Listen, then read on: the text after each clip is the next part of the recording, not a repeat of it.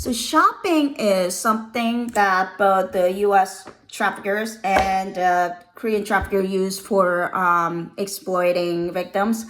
But the way they're using shopping is different.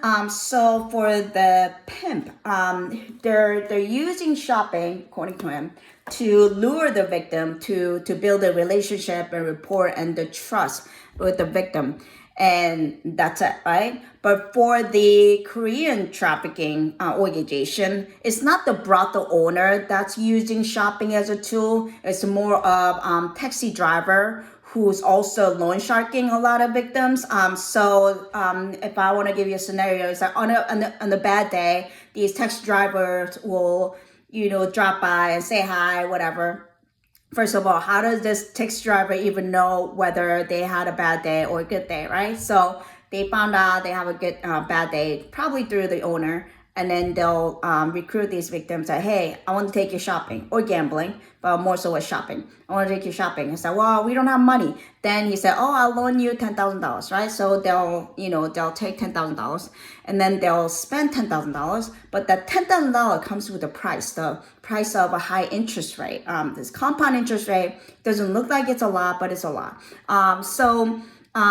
Case in point, the interest rate for us, right, in the market, the housing market right now is 7%, and people are saying, oh, that's so high.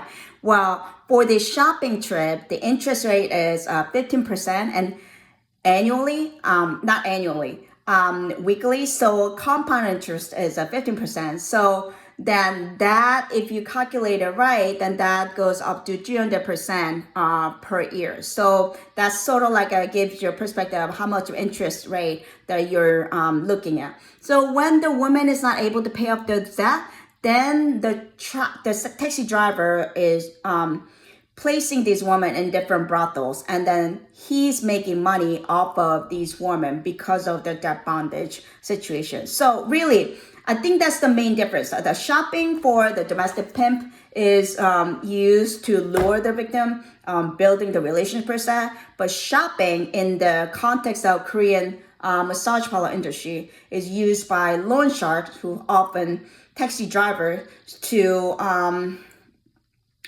pimp on different women through that bondage situation.